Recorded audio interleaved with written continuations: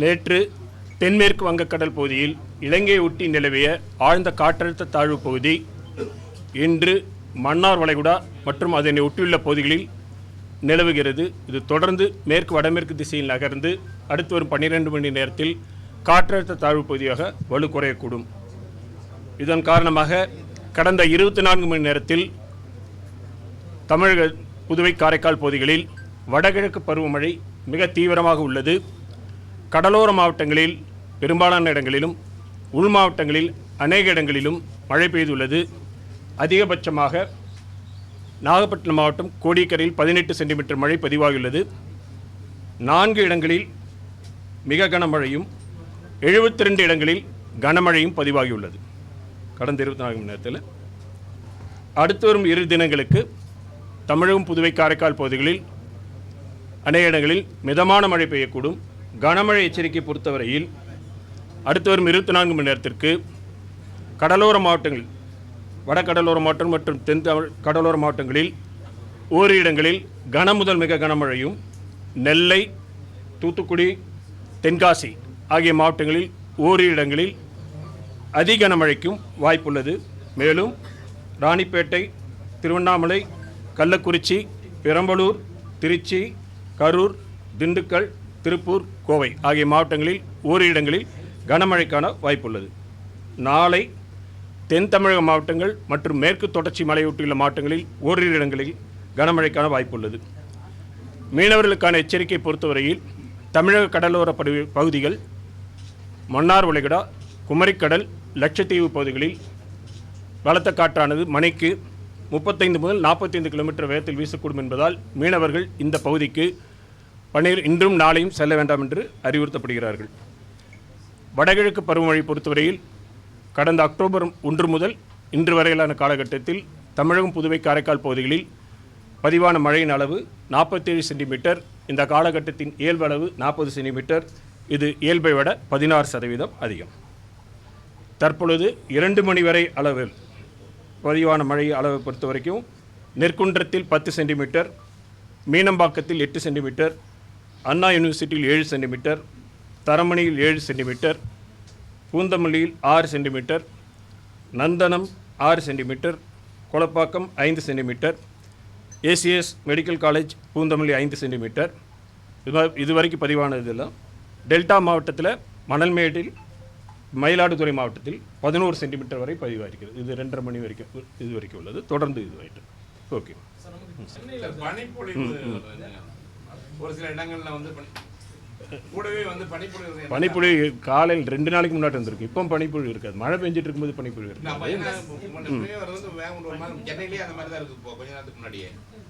காட்டில் இருக்கக்கூடிய ஈரப்பதத்தில் உங்களுக்கு மழை தொடர்ந்து மழை பெய்யலை, கேப் இருக்கும் பொழுது அந்த காற்றில் பனியில் அந்த கண்டென்ஸ் ஆகிறதுனால உங்களுக்கு அப்படி தெரியும். அது ஈரப்பதம் நிறைய அதிக ஈரப்பதம் இருக்கிறதுனால காற்றில் இருக்கக்கூடிய தூசியில் பதியும் பொழுது உங்களுக்கு அப்படி தெரியும். மழை பெய்யும் போது அது இதுவாயிரும், வேஷ் அவுட் ஆயிரும்.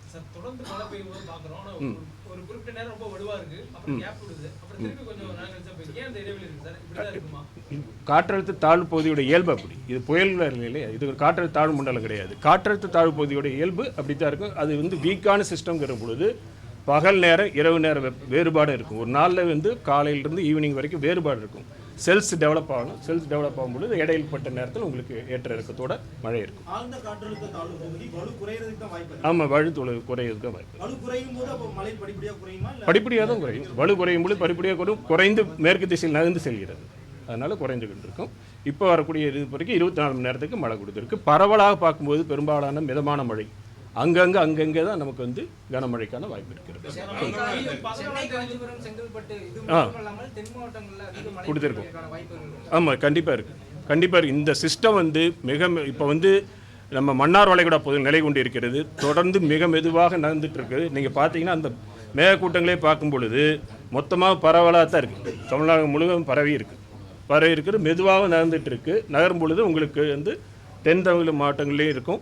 அது மெதுவாக நகர்ந்து செல்லும் பொழுது குமரிக்கடல் பகுதியிலிருந்து அந்த பகுதிக்கு காற்றினுடைய இது செல்லும் பொழுது காற்றில் ஈரப்பத குவிதல், moisture flux convergence will be more. அப்படி இருக்கும் பொழுது இரவு பகுதியில் வரும் பொழுது உங்களுக்கு மழை கிடைக்கும். வரும் பொழுது அந்த இடத்தில் மேற்கு தொடர்ச்சி மழையின் காரணமாகவும் அங்கேயும் சில பகுதிகளில் மழை இருக்கிறதுக்கு வாய்ப்பு இருக்கு. ஒரு தடவை கேளுங்க. கொடுத்துருக்கோமே, அதுதான் இப்போ சொல்கிறோம். ரெட் அலர்ட் அலர்ட்ங்கிறது ஒரு இடத்துல என்டையர் இது கிடையாது. நம்ம சொன்ன மாதிரி 3 இது தென்காசி, தூத்துக்குடி, நெல்லை மாவட்டங்கள் ஓரிடங்களில் அதி கனமழைக்கும், பெரும்பாலும் வடகடலோர மாவட்டங்களில் கனமழைக்கும், மிக கனமழை 1லிருந்து 2 இடங்களில் கனமழைக்கும் வாய்ப்பு இருக்குது. அது குறித்து அவ்வப்பொழுது தெரிவிக்கப்படும்.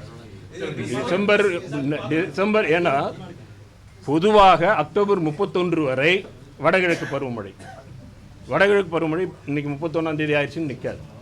சில காலங்களில் 3 வருஷம் இதில் இது வரைக்கும் இருக்கக்கூடிய இதில் பார்த்தீங்கன்னா 3 1 வருட காலகட்டங்களில் சில சமயங்களில் ஜனவரி மாதத்துக்கும் போகுது, 15 தேதி வரைக்கும் போகிறது. அந்தந்த காலகட்டத்தில் அதனுடைய இயல்பு பொறுத்து எக்ஸ்டெண்ட் ஆகும், சில சமயம் சீக்கிரம் முன்னாடி ஆகும். தற்போதைய காலகட்டத்தில் பார்க்கும்பொழுது, கடந்த காலகட்டத்திலாம் பார்க்கும்பொழுது ஜனவரி 5, கடந்த ஆண்டு வந்து ஜனவரி 15 அந்த மாதிரி பொங்கல் வரைக்கும் கூட போயிருக்கு. அது இப்போ ஒரு பை வீக்லி ஃபோர்காஸ்ட் வரும் இல்லையா, அதில் உங்களுக்கு தெரியுமா மழைக்கான வாய்ப்பு வந்து 15ஆம் தேதி ஒட்டி அந்தமான் கடல் பகுதியில் ஒரு காற்றழுத்த தாழ்வு பகுதி உருவாவதற்கான வாய்ப்பு இருக்கிறது. அதன் நகர்வு, அதனால் ஏற்படக்கூடிய மழை, அது குறித்த விவரங்கள்லாம் அடுத்து வரக்கூடிய இதில் தெரிவிக்கப்படும். தொடர்ந்து பார்த்து லாஸ்ட் டைம் வந்து இந்த கணிப்பு விட ஒவ்வொரு நேச்சர் வந்து மாற்றி விட்டுட்டு போயிருது.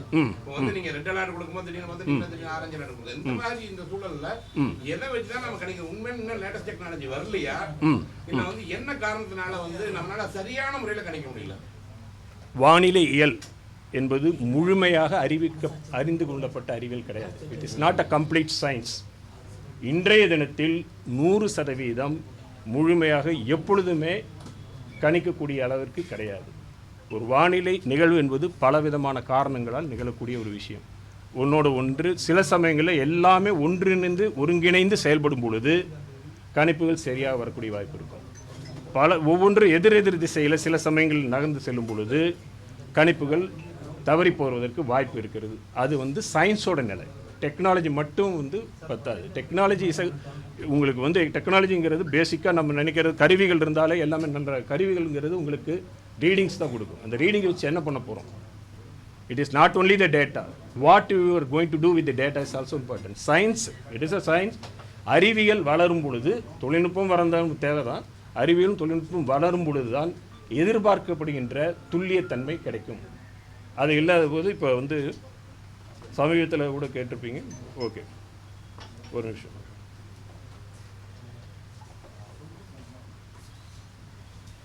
இந்த பெஞ்சல் புயலுக்கு கேட்குற அதே இதுதான் கேட்குறீங்க நீங்கள்.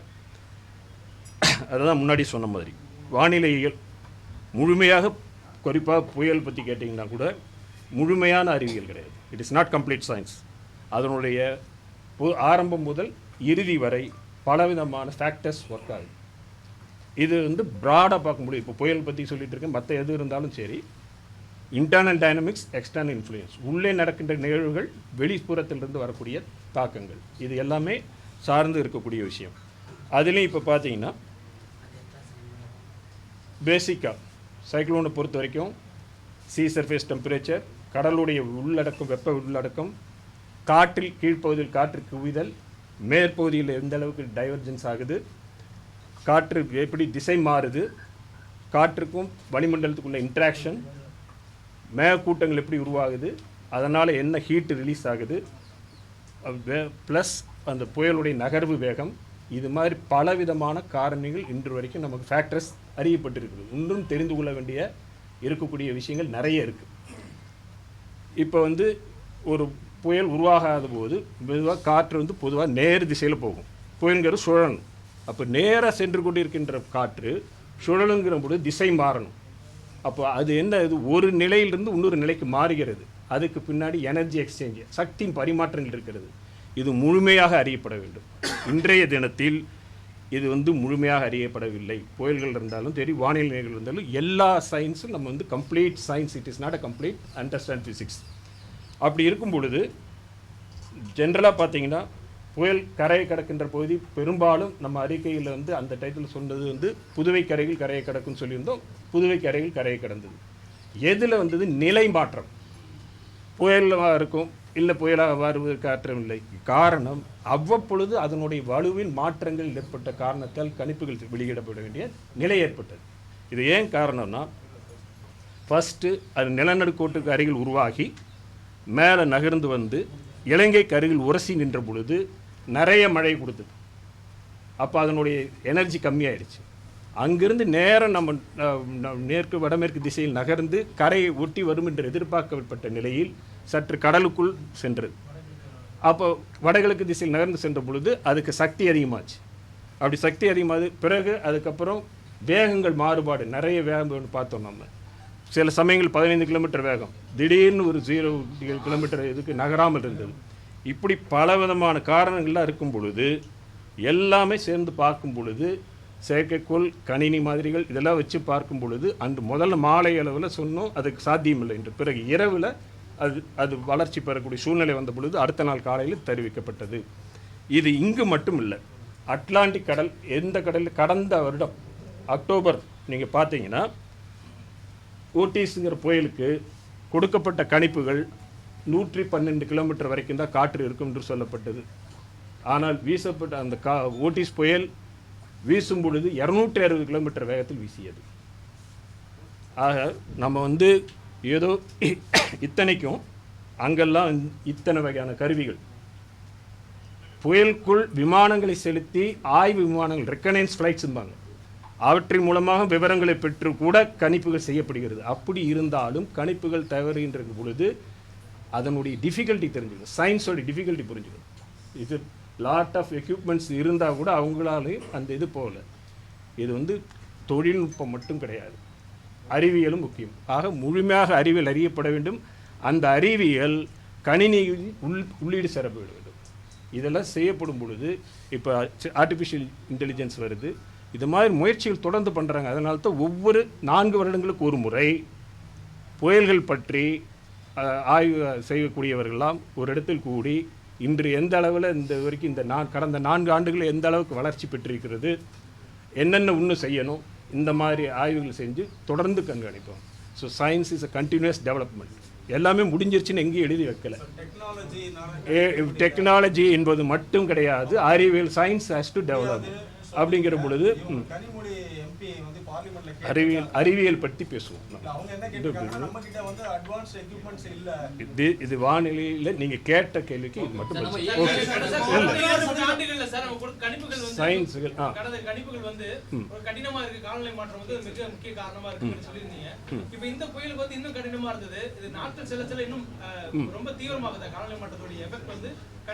காலநிலை மாற்றத்தினால் one of the results indicate that cyclones form ஆகிறது ஸ்ட்ராங்காக இருக்கும்.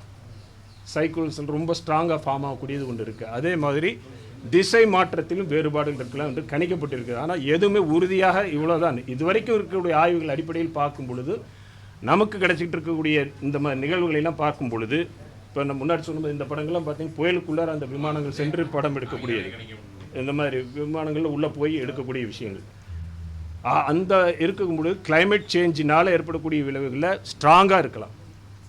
அதனுடைய நகர்வு பாதையில் வேறுபாடுகள் ஏற்படலாம். அதை தவிர்த்து அசிமெட்ரின் கன்வெக்ஷன்பாங்க. ஒரு புயலுக்குடைய சுற்றிலும் மேகக்கூட்டங்கள் உருவாகுவதில் சமச்சீராக உருவாகாது. ஒரு பகுதியில் உருவாகும், இன்னொரு பகுதியில் உருவாகாது. இதெல்லாம் பொறுத்து தான் அதனோட நகர்வு மற்ற எல்லாமே இருக்கக்கூடியது. எது இப்பொழுதும் துவங்கி இருக்கிறாங்க. அதை பற்றி முயற்சிகள்லாம் நடந்துகிட்டு இருக்கு.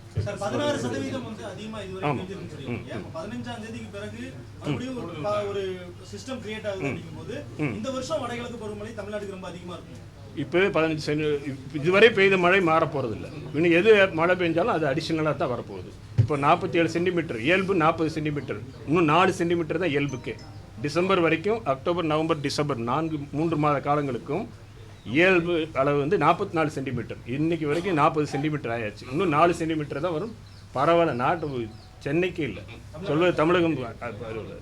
அடுத்த ஸ்பெல் வரும் பொழுதும் எப்படி இருந்தாலும் இதை விட பெய்த மழை குறைய போகிறதில்லை. நிச்சயமாக 16 சென்டிமீட்டர், இப்போ 16% இயல்பை விட அதிகம், 2-3% அதிகமாகலாம். அதுக்கப்புறம் மழை பெய்யாமல் போனாலும் பழையபடி இதே 16% இயல்பை. இயல்பை ஒட்டி 4 சென்டிமீட்டர் 4% 1% அளவில் இருந்தது.